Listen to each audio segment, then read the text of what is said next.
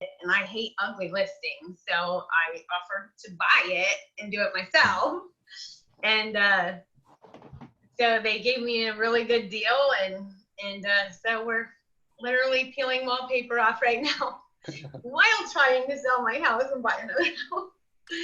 But yeah, and help everybody else buy and sell. But yeah, it's just crazy. And then I had my other listing, and I backed my Jeep into that sick garage to pick up my staging stuff.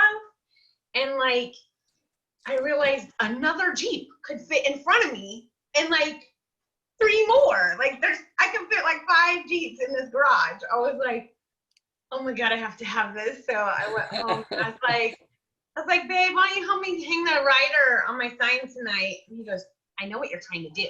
I saw your picture on Facebook. I'm like, I don't know what you're talking about. We're just going to go hang a rider. So I hung it, and I'm like, well, while you're here, you may as well take a look around. And he's like, oh my God, babe, we have to have this out. I'm like, I know, right? So yeah, it's been very exciting and nerve-wracking.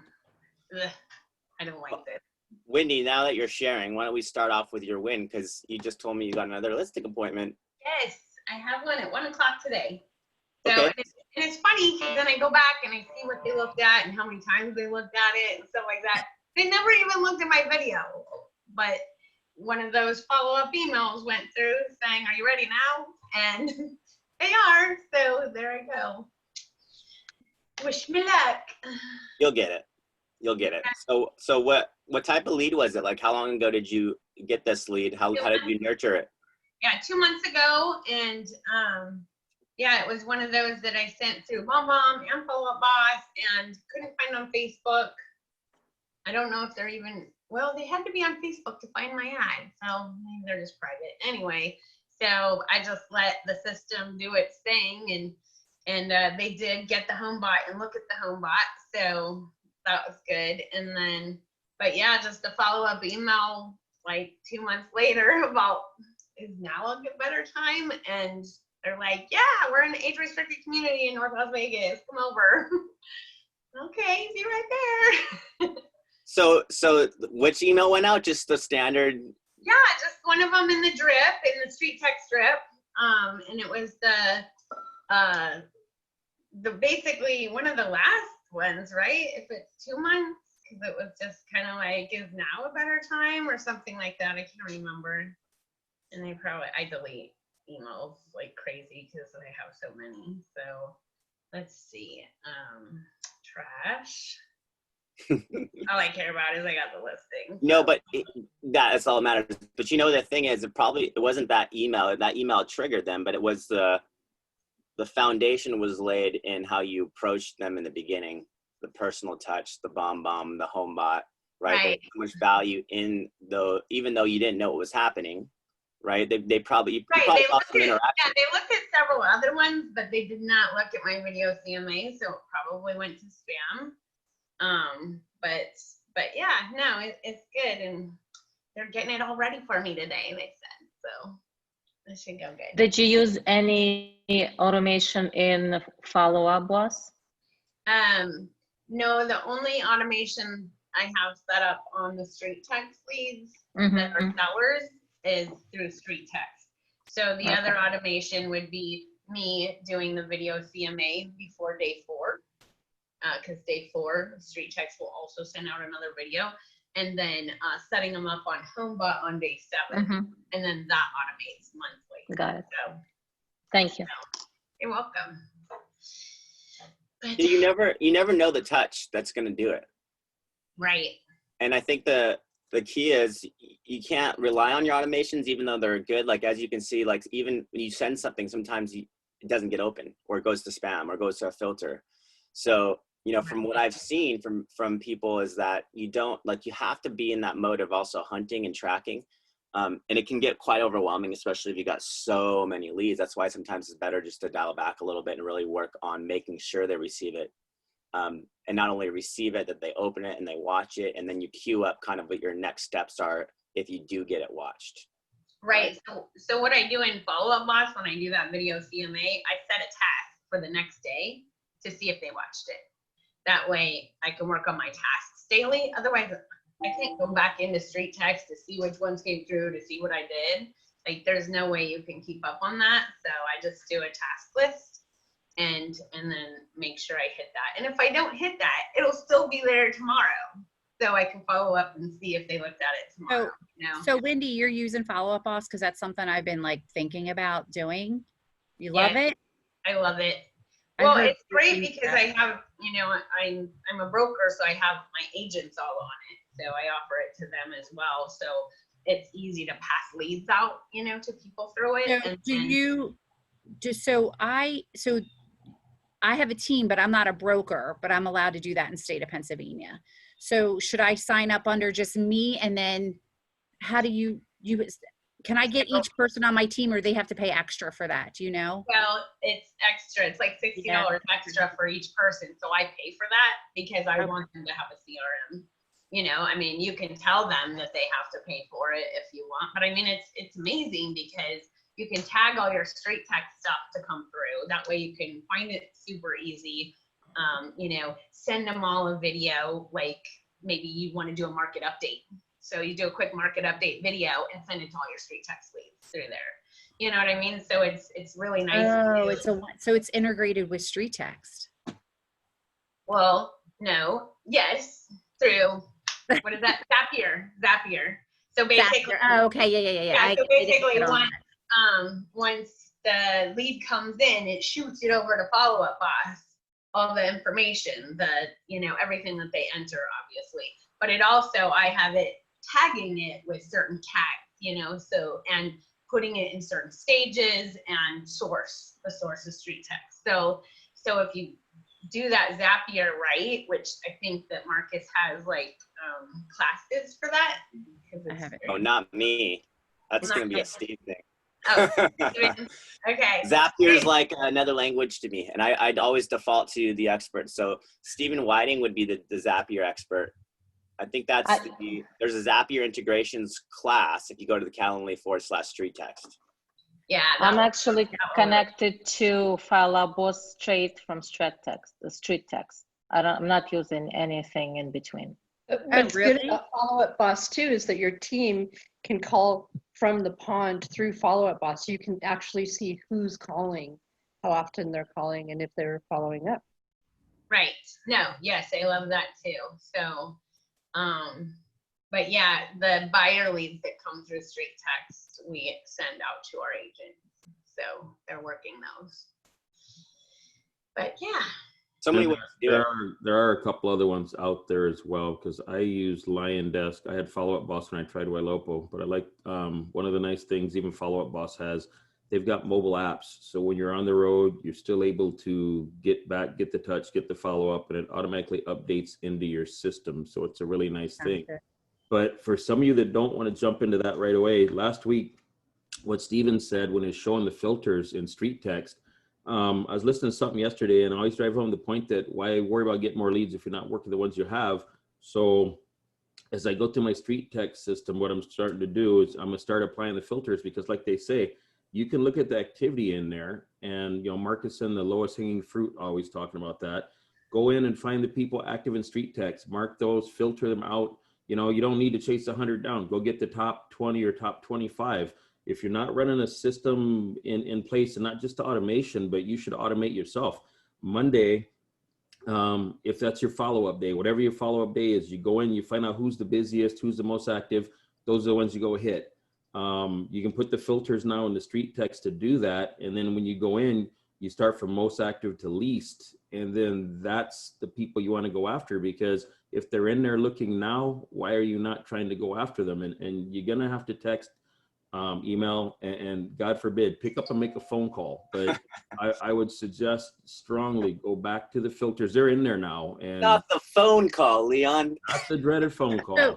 But honestly, you've got something there. And instead of bolting more stuff onto what you have, if you're not using what you have, they say use the tools wisely. So I would suggest, if some of you don't have the Follow Up Boss or StreetText or some of this other stuff, go into StreetText with the filters and now set it up so you can tag your folks. And that's who you need to go after. Yeah. Leon, where's That's that what I filter? did. Leanne, where's that filter? Because I was trying actually to sort it by their estimated time. And I used to be able to do that, but I know things have changed. Is there still a filter for that? Gotta ask Jonathan or Steven on that one because I'm still playing with it too. Okay. You mean to sort the ones that are most active and the ones that are least active? That one and the one where it says that they want to sell in 6 months, 3 months. We used to have that, but it's funky, so I'm not sure where it is. So if someone could follow up and just kind of let us know where all the new filters are, that'd be amazing. Yeah. Because the other thing with the thing in StreetText right now is really cool is you're seeing their activity. It shows you in there what they're doing.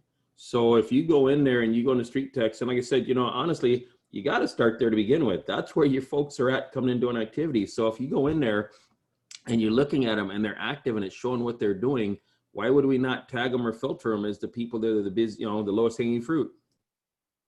So here's your tags. This is what you're talking about, is all your tags, and you're searching your tags.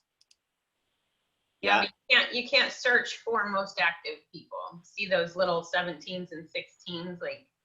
Hey, Jonathan, unmute yourself, buddy, and just talk. You're going to be the expert on here since this is your dashboard. I think they said last time I asked about this that they were working on it, but they didn't have it like that yet. Yeah, we're currently working on that. So we've added that interaction score now to the contacts section. And we're going to be adding in the future the ability to sort your contacts by that. So the most interactive ones will then sort to the top and cool. eventually filter. So it's going to be really powerful, but we have to do one step at a time. Yeah, that's a good point. So this week we've been working really hard. So what we're doing is we're pulling in those engagement scores, and we're actually going to do something that's really, really cool, which I really want to show you now, but we'll have to wait till it's done. So that's kind of be the big surprise, but it's going to be on the engagement side, and it's going to help you to really see like who's engaging and how are they engaging, and then you'll be able to filter. Time frame is good, and we'll make sure we put that back in there for sorting. One of the things is making sure to keep those timeframes updated. When somebody says that their time frame is just curious, just know that that doesn't necessarily mean that they're just curious. That could be a defense mechanism, that they're just worried that they're going to get a phone call and they're just not ready for a phone call yet. So starting with just curious more softly is really a good approach. But treat them as somebody who is interested in the market, who needs a little bit more, who needs a little bit more time or space to help them feel comfortable moving forward. But yeah, the contact CRM, we are really excited because the idea behind this is we're trying to put engagement first and foremost, because that's going to tell you who's really taking action on your emails, how are they taking action, who's engaging with your texts, are they looking at them, are they reading them? And so then you can start to really order them in that way, and then build filters around that. And the other, so in there, we're going to be able to have it so you can actually create your own custom filters, even around engagement score. And then as well, you can start to do, other sort of buckets of contacts. One of the things that you can do as well in there that's really neat is you can search by zip code or address or street. So if you get a listing on a neighborhood or a street, or somebody that's is thinking about listing, pull up everybody that you have in that street, because now you have a really great strategy for circle prospecting. You can just basically go to those people and say, hey, I saw so-and-so is interested in selling. Are you interested in selling in the neighborhood? Or likewise, if you get a buyer in that neighborhood or is looking in a specific area of that neighborhood, and you have a bunch of databases now in that area, you can enter that address in your filter, find everybody who's basically requested a home value in that market, and you can actually help to sort of dig in there and say, hey, I've got a buyer in this market, actually have a buyer. You could maybe find an off-market listing, somebody that's interested in selling, especially when inventory is a little lower. This can be a really good strategy for buyers. And I know Brenda Beiser, she did just this, and she helped to figure out, because she had an agent, she was talking to an agent, and the agent was saying, oh, I'm looking for she's in Pennsylvania, and she's like, I'm looking for a home in, this area, and I can't seem to find anything from a buyer. And she actually remembered one of her StreetText leads. And so she thought, you know what? I haven't had a chance to talk to them yet, but they have a home in that area, I should follow up because that home matches perfectly what this person's looking for. She reached out to them, put the deal together. So didn't even offer to list their home, just found, connected the dots on behalf. So I think there's a lot of really creative things that you can do within the database as well. Just kind of as as your ears on the ground, so to speak, you can see people coming, and then you can kind of tie the dots there. So but yeah, I'm really excited. So the engagement score is going to come out. So we're going to make sure filtering. I'm taking notes as well as you're bringing these things up, so that we can make sure for next Mastermind we'll have more out there. So for this one, I was trying to get the engagement score out there. Next one, we're going to have more filtering and more options. So it's going to be it's just going to get better. Jonathan, you hit on something that was really, really good. I've been actively pursuing sellers for almost 4 decades now, and the approach that you talked about, we call it the Pacific person approach. So in most of your offices, you probably have buyers that are actively looking for almost any one of these lead areas that we have leads in right now, correct? And a lot of times when they say just curious, it could mean maybe a couple other things. It could mean maybe they're thinking about going for sale by owner, or they could be thinking that I don't want to have a bunch of salespeople call me. But if you send them something that goes like this, Mr. and Mrs. Hujakowski, this is Rick from On Track Real Estate, and I have an important thing to ask of you is we have a family that I promised that I was going to try to find a home in your neighborhood. Do you know perhaps of any of your neighbors that we're talking about selling now or in the near future? And then the second question would be obviously, how about yourself? You write that down. Guess what? You're going to get a lot of leads that's going to come out of the woodwork like that. And it may not even be them. It might be that their neighbor is. And guess what? I'm sure anybody that's been experienced in the business knows that people move in packs. So the one family might have 2 or 3 other families that are moving to this new home development about a mile over. And if you get one, you can get the other ones. That's really smart. And I like that approach. Obviously it works, but the other side of it is you're introducing the question. It's not a direct to them. You're saying, do you know anybody? And then of course their brain is going to be thinking, well, what about me? So it's, I think that's a really good approach. And as you say, if there's a specific neighborhood that you're going after, that's a really smart strategy, because you can start to kind of knock them all off. In my neighborhood right now, our homes are selling pretty quick, but I'm kind of surprised by the fact that it seems like every listing is being, has a different agent. And then all of a sudden I'm seeing one agent starting to show up more. So they are doing something to be proactive in the neighborhood. They're doing something to get out there and to be a bit more, because if you are strategic or targeted in your approach with lead generation, you should be able to, leverage the listings that you're getting and leverage the community to sort of get the word on the street, so to speak, and find that next person who's thinking of selling. Because if people are thinking of selling, they're talking to each other. They're always talking to each other. Someone will see, oh, your home's for sale. It's interesting. I'm thinking about selling. How's it going? So it's like, make sure you're talking to your listings. Make sure you're talking to your homeowners to find out who else is in, because they're probably talking to each other in the neighborhood. You could also add to that by, as soon as we get one of these new listings, or if we sell one of these listings, you got to go visit the neighbors. It's like Saturday morning's like the best time, 5 on each side of your listing and then 10 across the street. And most of the time they're not home, so I'll leave them like a little postcard. And now we can offer them the this unique market analysis opportunity that we didn't have before. And then all they would have to do would be to send you a text with their information, and you put them right into the system. I would say, like, out of 20 people, even on a Saturday morning when there's a lot of people home, you might only have like about 40% that will actually answer the door. The other thing behind that, though, you get people now living more in houses than out of them. They don't know their neighbors. My neighbors in my division I used to live in look at me crazy because I'd speak to them. People are not used to being addressed. So what I've been teaching my agents is, you know, when a deal closes, I don't care if you're on the buyer or seller end of it, you know what the appraisal came back at, you know the value. So some people use Corfax. There's a couple other systems out there.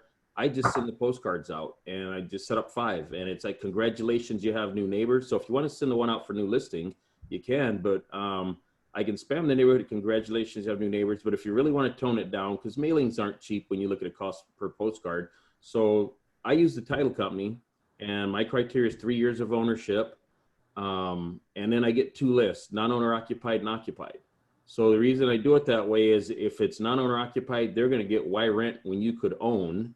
And for the non-owner occupied, because here in Washington with 5 weeks inventory, believe me, nothing lasts. People have left the state, might have went somewhere else, not realized that now they finally got enough equity to sell their home. It's not underwater. So my out-of-state results for mailouts are actually better because now they can finally unload the house or whatever because they weren't paying attention to prices. And then the other ones that actually live there, they've been there 3 years or longer. We know they have the equity so they can sell. So if I had 100 houses in there, probably 20, 22 would match what I need. I'd rather mail to the 22 5 times and know that I got a higher percentage, knowing that it takes, you know, 7 to 10 touches at least to get them going. And my postcards, try to drive them to my site for the free valuation, try to get them to HomeBot, things like that. And then that way, those are the ones I follow up with. And a lot of times you get what you call the looky-loo guys that'll see the sign up, they'll either call or they'll get the automation, and then I pull them up out of HomeBot or my other system. And, you know, if the house is upside down, I leave it alone. If the house is where it could be, I'll go drop something on the door. But if you start with a smaller group that can actually sell, and just the ripple effect that spreads out, I just find better results. Amazing. I mean, keeping Really things current too, right? Like there's a lot of probably natural apprehension and fear going on right now. And so helping people understand how the real estate market is moving, the interest rates, like the safety protocols that you're taking. And so when you're creating automations, you're creating personal follow-up, I think that's an important thing to consider. It's like, don't just keep something in there. It's good to refresh it, change it up, keep it current. I wouldn't keep your video in there. Go ahead, Jennifer. Oh, I didn't want to talk. I really wanted to give you a thumbs up, but I mean, you already know this. We talked about it. Like, I think it's really good to stop and go back. And I've been forced to do that. Like I told you, my ads, whatever the reason, they're just funky right now. And luckily I got you guys working on it. So, but let me just tell you what happened. So I have 2 closings for my very oldest lead in StreetText, like way back from the beginning, closing, which is amazing. Tomorrow I have a listing going live from StreetText. And what's interesting is, even though it's not a huge dollar point, it's a manufactured home, and it'll be my first selling a manufactured home on the listing side. So the learning and just making sure everything's in place has been really interesting. And besides that, what was I going to tell you? Oh, yeah, I just had someone that I reached out to because I had turned my ads off or they're slow right this second. And I went back through my leads and I just randomly called someone. I thought, I'm going to just bite the bullet and do it. Everyone knows I don't like calling. I took a deep breath and I called and got through. Oh, this is Jennifer with eXp Realty, because I'm always afraid of the hang up. And she's like, yeah, you can come over for a listing appointment. And I was like, oh, okay, great. When's good? How about tomorrow at 6 o'clock? I'm like, absolutely, I'll be there with bells on. So I'm like, cha-ching, I want to go get another listing. You know what, though? I mean, that you laid so much foundation in that lead, they practically probably felt like they already knew you, right? Wow. And it's so been really good to go back through. So, you know, and that's another thing is like today I erased a few leads that have been in there for a year and I called them and they're like, nah, we're not going, or I have a renter in there for a year. And I was able to remove that so that there's no nonsense. Now I'm going to streamline it, but how valuable. I mean, I have almost 1,000 leads.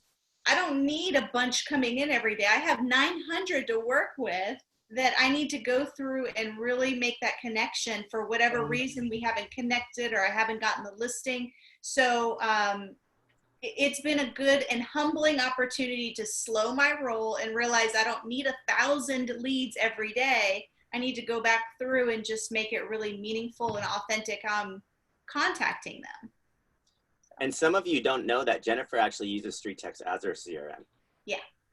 Right? So everybody's talking about Follow Up Boss and Ylopo and all these other things, which are Well, cool. you could spend $1 million. I mean, on just stuff, you know. Yeah. I just don't get it. Even the buyer ads, like I really wish you guys would talk more about a buyer ad, because I've never had more luck with any kind of buyer lead than through StreetText, because it's so easy and it works and it's simple. But yeah, I use it as a CRM and it's been very effective. That's what I've been using it as too. Mm-hmm. I don't know if it's just my computer, but every time I try to find anything in StreetText, No, I I'm have having the the worst same time problem. ever. So I'm having the same problems too. Like it gets like if I'm on it and then my partner's on it, it gets stuck. And we're on a company Wi-Fi, so it shouldn't be. I don't know why it happens. So I think they said it's a little slower right now because they're making all the changes. I didn't have that problem before, but I think it's just a learning curve right now. I think they're just growing. Jennifer, do you not don't you use your CRM through KV Core with EXP? Sure. I use that a lot of times for buyers that go in through there, but I don't find the need to switch them over to KV Core when they're in StreetText, unless it's a buyer lead, just because I haven't set up the automations. But yeah, I leave the KV Core with KV Core and StreetText with StreetText. The only thing I'm doing is when I get a StreetText seller that I have an email for, and they're just curious, I will set them up in KV Core just to get a market report. You can set it up for every week, every 2 weeks, so and I don't have to do anything. So that's all I do with it. Otherwise, I do use the StreetText for a CRM. Yeah, I keep talking to all the guys at StreetText and like telling them they should just like take the plunge and call it a CRM, and they're wishy-washy about it. We'll see if they change their mind, because I think that would be like the bomb. So we'll see if I can convince them. Yeah, we need to do they need to do a survey or have a suggestion box of how to set it up a little bit better. Yeah, the insider, the StreetText Academy is going to be updated. Everything is kind of moving that direction too. It's, I know. The fact is we're still very small groups, so we're trying to prioritize our time. You should watch our engineers. They are just going for it right now, which is awesome. It's getting like pushes every minute. Our vision is really around the lead dashboard. And the reason for that is because if you think about it, first off, it's a marketing, you're taking a marketing approach on Facebook, but you're building the demand for your business. But it's really hard to not just do the marketing side, but then how do you follow up with that lead? How do you know which lead is going to be the right person who's really going to transact? And so what we're doing is we're trying to rethink the CRM in the sense that every single person in your database is living. They're active. They're thinking about the market. They're going through different phases. And we're trying to get smarter as to how we identify that somebody is in that moment active and start to push them up to the front, and then make it really, really easy to follow up with them and take action with them in the moment. And so the reason, it's kind of like CRM, but the reason we're calling it a lead dashboard is because we're really thinking like how, this is a marketing tool for a professional.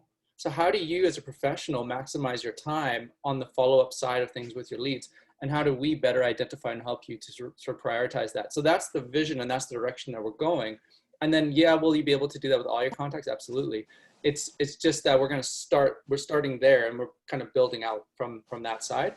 And so there are some big challenges. And so we're having to, there's some things we're having to restructure stuff in the database, and you name it, to sort of be able to prioritize this data better and pull it in while making it load faster. So it's each of these problems are allowing us to get to the next one. And the big piece we want to get back to now is having the automations and have better, we got some really cool ideas, like how great will it be that when you, and a lot of these ideas are coming from feedback of how people are using it too. Like So if you're, how you're using it, so if you have an automation running and a person responds to that automation, having the ability to then pick another automation and get that started as your initial response, I think that's going to be really useful. And so we got all these really cool drops coming. So I don't want to give away too much, but there's a lot there, but it's within the vision of really making, it's the 80-20 rule, right? 20% of our activities are driving 80% of the results. So let's really tailor that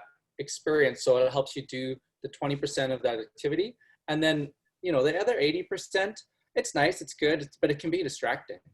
And so let's just focus on the 20% that are driving you forward every day. So that's the vision. And so your feedback, and this, you know, I've taken a bunch of notes already. Like it's just coming right back to the team. The team's building it because they really want to, like, it. Yeah, when we hear that your life, it's better, like, oh, that's so cool. And when we hear it's frustrating, it's like, oh no, but it's real, it's good. And so the team is taking that feedback, and we're putting it in as fast as possible. I was going to ask a question. Does anybody have a really good methodology for street-only leads? What they do with them? Address Success?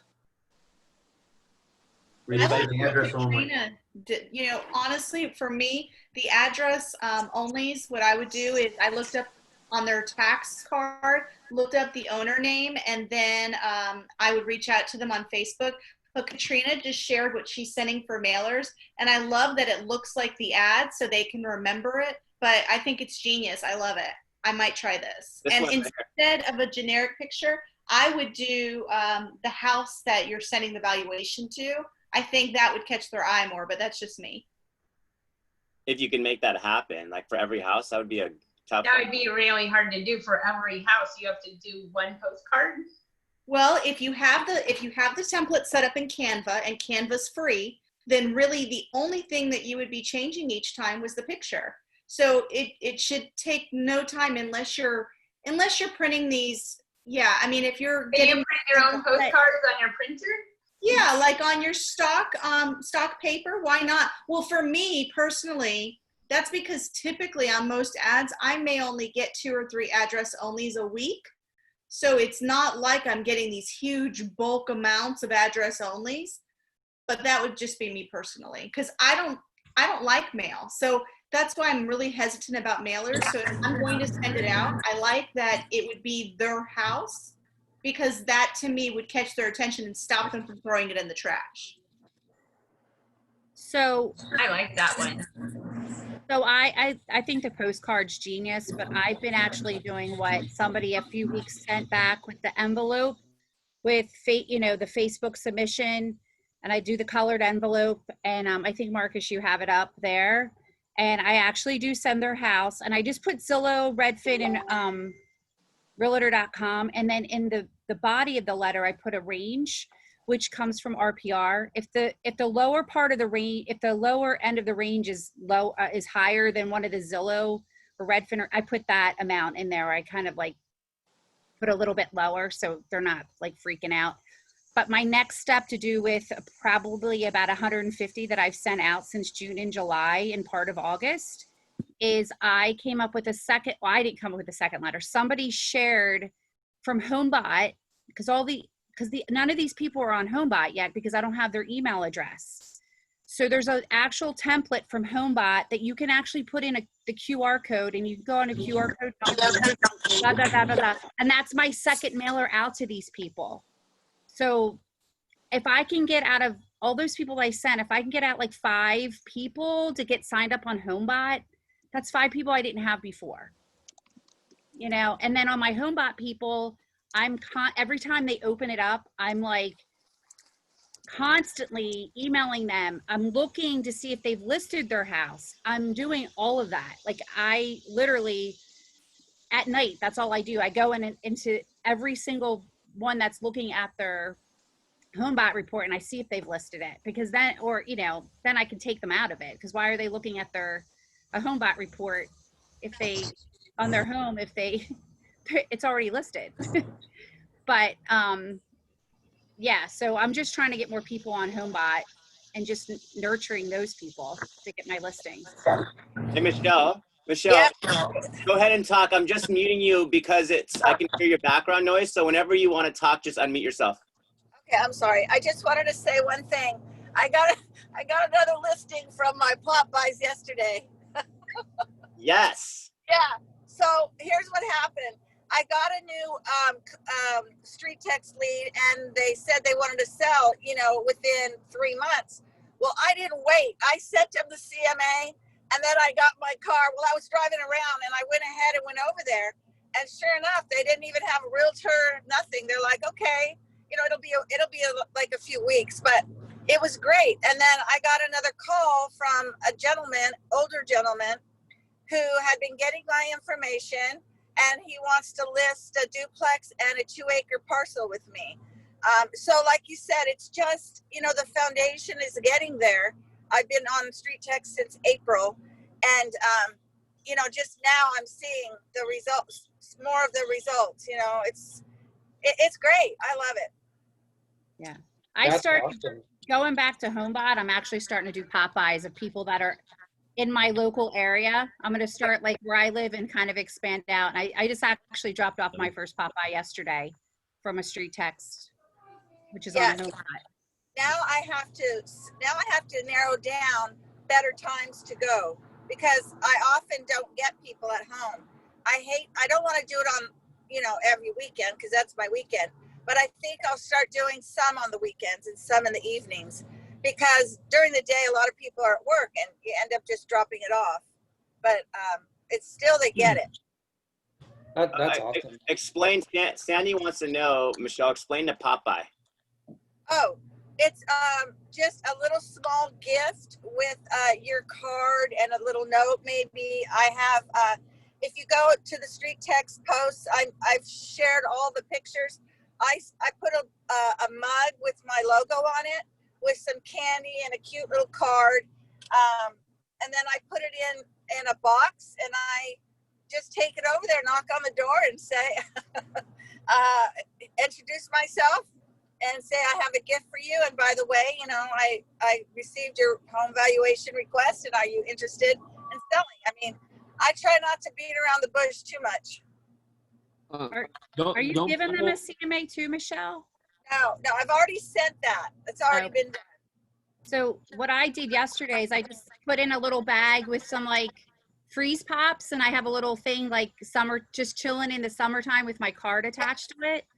And then, but I put the CMA, an updated CMA on their house as well, of any houses that sold since I last talked to them. That's great. That's even better. Yeah. I think it's really it's really important as well.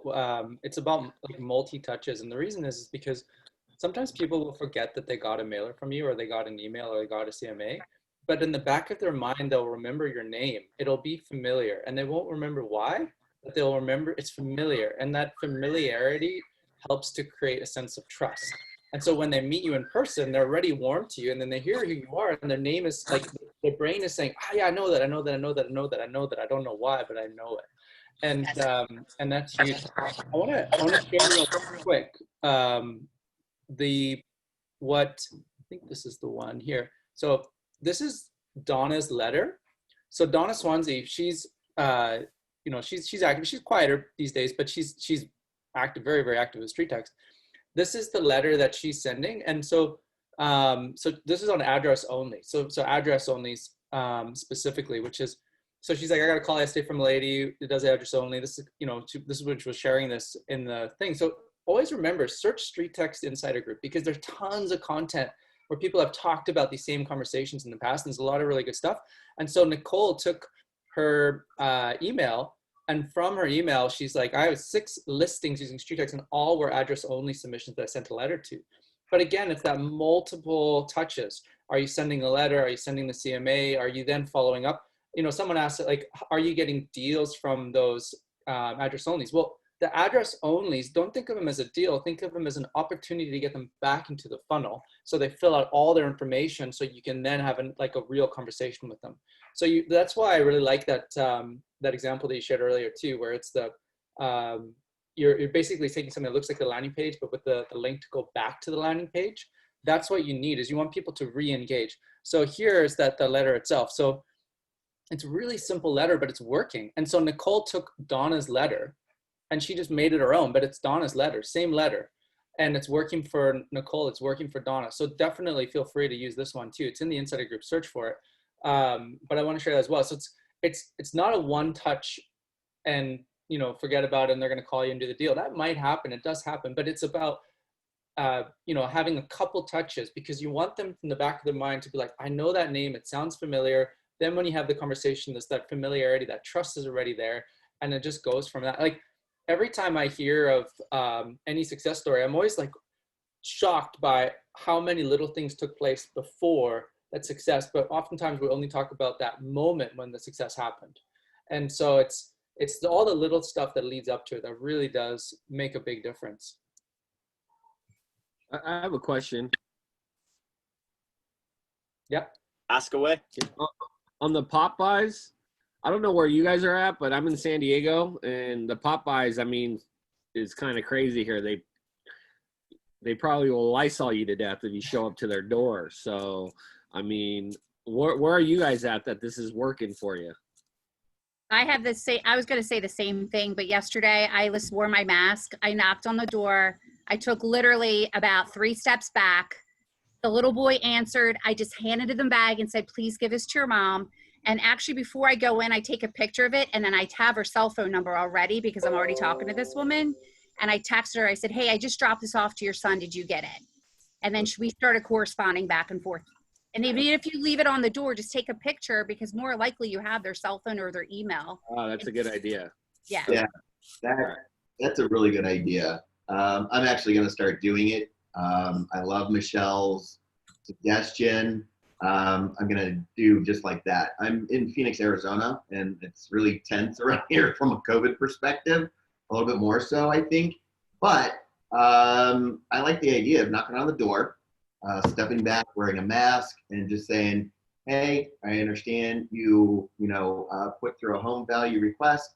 I'm here to say hi, I'm Joe, and here's the information, or here's the bag. And if I don't meet them, I used to, I'm actually going to take photos and either text it to them, or if I have them on Facebook Messenger, I will message them that way and say, this is by your door, it comes from me, and here's a little detail about it. Because at the end of the day, like Michelle said, I think that the Popeyes, if we can do it, the face-to-face, friendly face, works big time. That's just my 2 cents. Nice. Hey, bring extra, because if there's a neighbor outside, I'll give them one too. I'll just give it to them and introduce myself. Yeah. Especially has when the you're coffee giving mugs? like Where do you get the popsicles coffee mugs? that people might think are tainted. You know what I mean? Like, so that's why I did it as well. Like when you're given something edible. True. Right. Or And even honestly, spray the cup down. Here you go. Spray here. Spray, yeah, put hand sanitizer all over it. Right. I have a suggestion. Why doesn't StreetText do some StreetText swag and have masks, and we could all grab them and we can all wear our masks that says StreetText on them. Just saying. Good idea. honestly, I think right now people too, we don't realize how lonely people are. Yeah. People are lonely. So a pop-by might be a pushback from somebody because they are afraid. But like I noticed this weekend, I was purposeful in connecting with people I hadn't connected with in a long time. And we all said, oh my God, I miss this. Like I miss like a real person. I miss like a real conversation. So like, you don't know, a smiley face at their door might be an answer to like what they've been looking for in the last couple of days. So we're so used to like the social norm right now is to like distance yourself, and somebody's like, I just need somebody to come by and say hello. Like you might be the first person that's popped by their house. They're looking to move because their family is 3 states away and they've been so lonely. And you're the person that drops by like Michelle with that cup full of like watermelons and candy. You're like a godsend. You're somebody that's like there in my face, that's tangible. It takes it from Facebook to personal. And I know I had 3 reports yesterday from agents who just started, who just got listings. And I was asking them, so what would you say the takeaway was? Is they said, I took an extra step to make it personal. So like Andrea had said that she saw that one of her, she goes, it was just by luck. I saw that one of my like leads that had come in had a garage sale or like a sale going on in her house. She goes, and I went to her house because I was like, hey, that's my listing. And I went and introduced myself. You know, somebody else said the second that they saw that the person had put immediate, they like went the extra mile to step out and follow up with that person. So people might be craving more of a less of a technical way of connecting and more of an old-fashioned way of connecting. So you might be surprised at how you'd be received. I think that's a good point. I mean, I forgot it, and I'm sitting here going, God, I wish people would come to my door. Not that I don't have friends, but I totally get it. You know, at the end of the day, we're all looking for connection, and this is a really disconnected world right now. Great, it's a good point. You know what? I was just gonna add. I do enough. I play sports. I see people. You know, I have family that visit and stuff like that. But I found myself having a nearly 5-minute conversation with the Amazon delivery guy the other day. It's strange. I had a knock on my door, and my first inkling was like, who is knocking on my door right now? Like, what are you even thinking? I went and opened up my door, and he's already on his way back to his car. And I was like, hey, man, how's your day going? And he hasn't had anybody talk to him, I think, in a long time. And he turned around, he stayed at his car. We stayed quite distant, but we had a solid conversation. He was a really nice guy. So, you know, there was no purpose for starting a conversation other than the fact that, why not? He was there, we talked, right? So I think that, again, you know, everybody's going to have a different perspective on this. There's definitely people who are a lot more, you know, concerned, you know, especially the older demographic that aren't going to want you at their door, and that's fine. They're not going to answer their door. But again, you know, you show up. I think that's the right approach. You're wearing a mask. You're definitely distanced. You do not stand right up against their door. Give them the opportunity to open and stay where they want to be. Spark a conversation. If they want to talk to you, they will. And if they won't, then I do like the idea of a pop by, take a picture, let them know that you're the one who's left that, and see if you can keep that open train of conversations. So good suggestions by everybody. I was really liking what I was hearing there. Yeah, on the Popeyes. Go ahead, Gary. I was going to say, as one of those older guys at the front door, I'd like to offer a slightly different perspective. And that is, I would certainly back up the 6 feet. I do that. I was doing that last year, 2 years ago, 5 years ago, you know, because you don't want to be appearing overly aggressive at that front door. I ring that doorbell and I step down the stairs. That's the first thing. I would wear the mask, but I would wear it below my chin. And the reason I do that, if I'm back 6+ feet, is, first of all, I'm in that social distancing area, number one. But number two, you know, if we were all on the screen right now, imagine us all wearing masks. Who are you people? You know, the most important thing is to be able to have that facial expression, that smile, you know, that joke, you know, those sorts of things, which will start to establish, I think, that personal connection. So that's my approach. Yeah, I mean, I really like that. And I think that, again, the main key here is to give that distance. Stand back, stand even further away. Give them an opportunity when they approach their door to look outside and see who it is. You better not be pushed up against their door, because they're probably not answering. But I like that idea. You know, it's the same thing as everybody wearing a mask. And I'm surprised that you can walk into a bank wearing a mask right now, but hey, you can. Right? You're supposed to. So it's the same thing. Some masked potential intruder shows up at my door. Maybe I'm a little bit less likely to answer. But again, you give yourself that distance from the door, mask or no mask. I think that that's definitely key one. Give a good, 6 to 10 feet back. Stand too far back, but make them feel comfortable opening the door and at least starting that conversation. So that's a good point as well. Yeah, that's so good. I think like,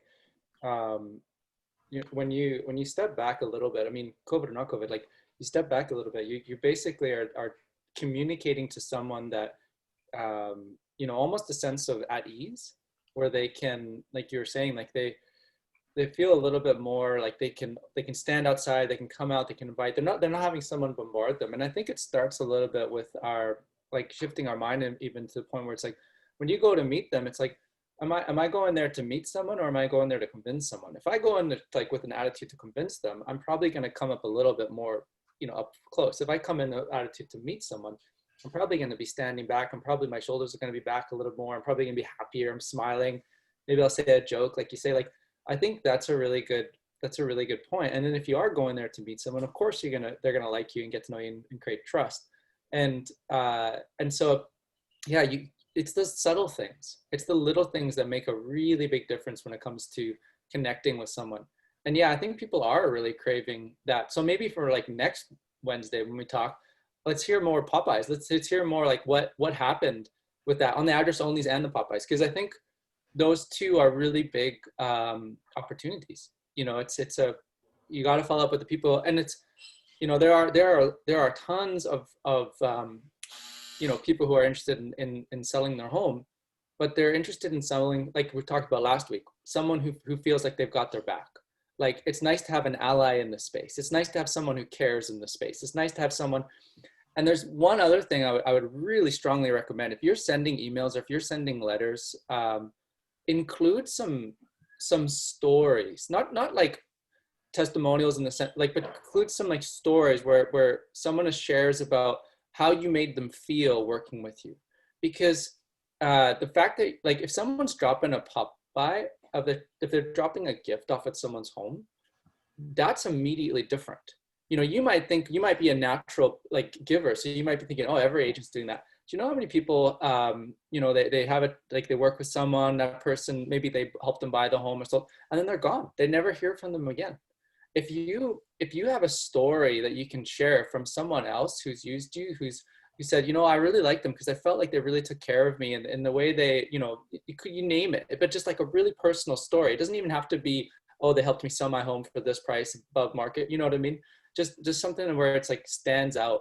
That will really help create that sense of, yeah, that's what I'm craving. That's what I'm looking for. I'm looking for someone to have my back. I actually started doing video testimonials versus written testimonials, because we all know that when you post something on social media, your likelihood of, you know, someone reading versus a video. And I just looked at it. I just posted one last week, and I think I have over like 500 views on it, of the video. And it's actually an audio testimonial, because my video didn't turn out as good as I thought it was going to be. But that's everybody that I have that I, you know, sell a house to, or they buy a house, you know, is going to get a video testimonial from going forward. That's amazing. And I don't have to ask them for, you know, after like, you know, a month later, hey, can you do a testimonial for me? And then, you know, they never do it. So that way it's getting right done the day of settlement.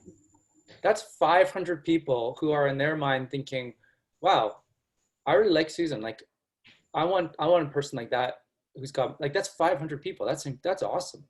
So how does that work though, when people are looking you up, they're like, oh, well, you only have 16 Zillow reviews, and now you do a video testimonial and you could have 500 people looking at you. But how does that show up in the Zillow algorithm? I don't do it through Zillow. I do it through Facebook, and I do it through Instagram. I don't really have people go and do, I mean, I don't know. I just don't put I have Zillow reviews, but I feel like anybody could go in. Like, it's okay. Here's a prime example. Like, I had my relatives go in and do Zillow reviews for me. They never bought a house for me. Anybody could go do a review like that. Right. You could do a Google review. It's but just that how does it show up? Conveys a lot more, and a lot more people watch a video, because it's sad to say, but more people are now even gotten complacent with reading. Like, they would rather watch a video than read a testimonial. So when you put something on video, you're more apt to watch it than read it. So the girl who does my social media, Anna, and we just said, you know what, we're going forward, everybody gets a video testimonial. I think that's important. Like, what you're saying is you're being proactive. You're sending that information to them versus waiting for them to search for you. And so it's like, how are you doing that? Well, you're probably posting that on your Facebook page. You're probably posting that on your personal site. Instagram. Yeah, you could even put an ad behind it if you budget behind it. We put it everywhere. We put it on my Google page. Put it on your Facebook, Google page. Instagram. Upload to YouTube. Yeah, YouTube. But what's the other one? LinkedIn. So I even have a Nextdoor page. I'm starting to put stuff on Nextdoor. Include these in your mailers. I would even include, like, you know, but write it like a story. Write it like a story. Yeah. Make it real. Like, you don't want to rewrite it. Keep it real, but share the heart behind it. So do you do like a video pre-listing packet and then that would be in your video pre-list? No, I'm not. I mean, I just literally started using that, but I mean, because it's on YouTube, probably when I'm sitting there, I'm like, hey, do you want to check this out? These are some of the people that my past clients. Can I connect to your internet or just go on my phone, because I'm just going to use here's some of the YouTube of people that, I worked with. And I could even probably, that's a great idea. I could probably send it to them. Hey, these are some of the people I've worked with, and just send it through my pre-listing. I don't really do pre-listing packets, to be honest with you. I just go in and talk to them. I don't either, but I was just told today that maybe I should do pre-listings. So. Kathy, you can also take that video testimonial and upload it into Zillow. So you go into your profile, you can upload a video there, and it's on the side of your profile, and you can just rotate them. If you get a new one, put a new one up. So, I mean, I know that Zillow's not everybody's favorite, but buyers and sellers think it's the Bible. So I want to be in the Bible in front of everybody. So I still keep people, doing reviews and stuff through there, because people are there. They're all over Facebook too, but they're also there. So you want to be everywhere. But one of the big things you need to remember, a lot of people don't like giving Zillow reviews because Zillow sucks the life out of them wanting their information, and then they're scared they're going to get 50 people calling them they don't want to talk to.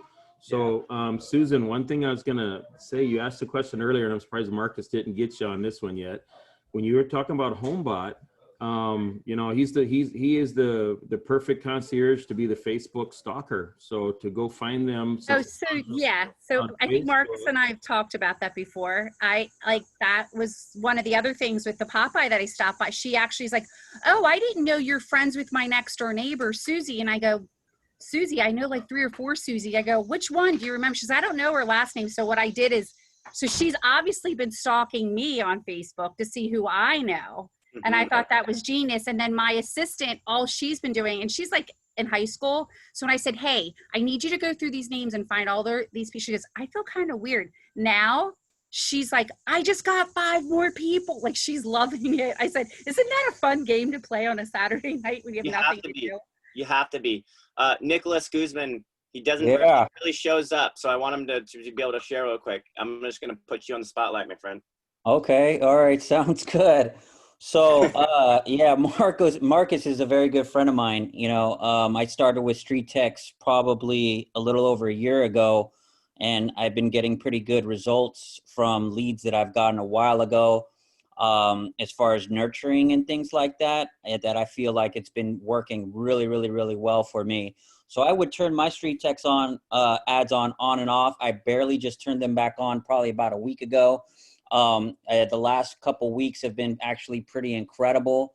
I got a lead probably around January. It was email only, no phone number or anything like that. So everything was through email, obviously, and a little bit of video. The guy never even picked up his, would open up the emails because I could track it to see if he opened it. And then finally, after 3 months later, he actually sent me a message and started asking me questions about helping him with possibly refinancing his home. I had no idea what type of properties he was dealing with. So it just goes to show that even after I helped him out to the best that I could, as far as trying to see what he can do, all through email. And then finally, after we came to that solution, he invited me over to his house finally. Just last week. So last week I'm sitting in a home in Orinda. He owns 2 properties, both of them valued at about $2.7 million, and we're looking at we're just working out some final things because he wants to try to, I'm just trying to help him get a little bit more realistic on his goals. But the conversation and the meeting went incredible, but this was from a lead from January.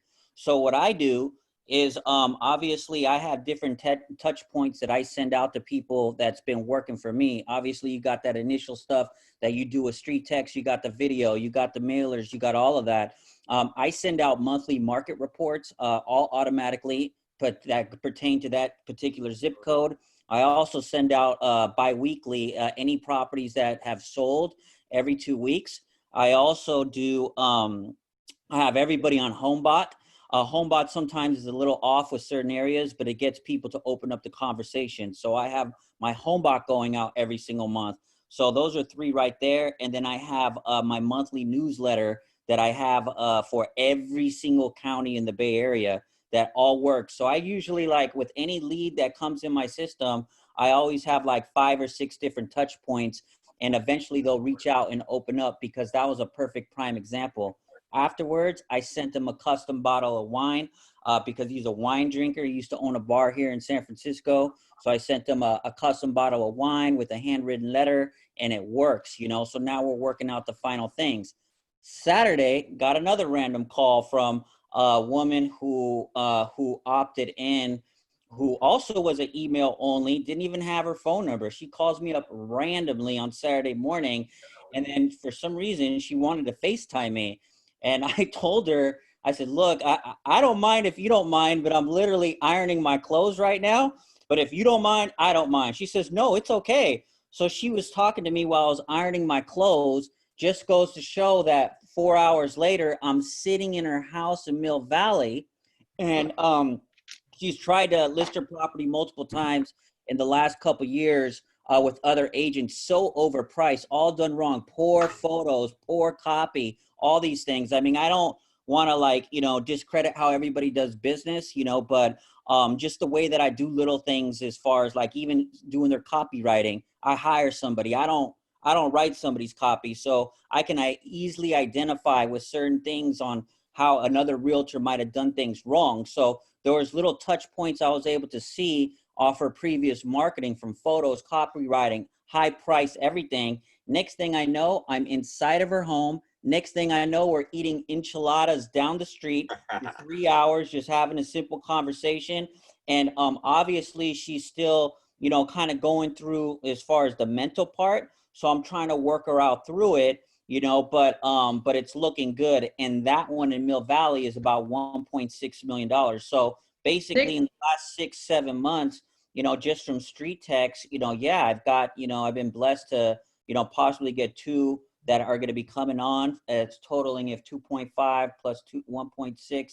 We're looking at a little over $4 million in sales, you know, and you know, and then that's just 2. I have a whole nother one I was working on since last October that's finally starting to come in. We're only dealing with a tenant, you know, situation. And obviously, if you know the tenant laws over that are, you know, I don't know how they are in your market, but over here in the Bay Area, you know, it's pretty crazy. So we're holding off for a few months, you know, towards the end of the year. So that's basically like 3 listings that are taking place that were all through, you know, only one had a phone number, and the other 2 didn't give me anything, but it was all about nurturing and things like that. I hear a lot of people talk about knocking on doors. That's great.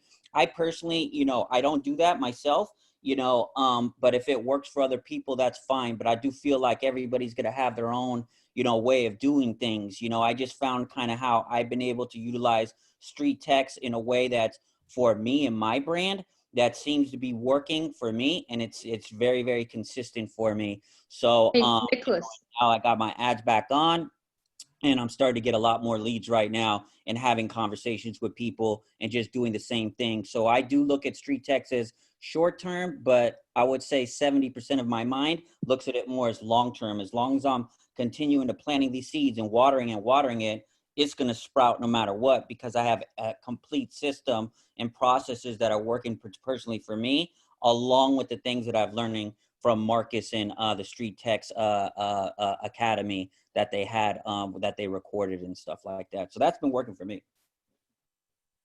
Go ahead, Kathy. I think you had a question. Oh, I just heard Mill Valley and the price point. I'm like, dude, I've got a buyer right now. Hit me up.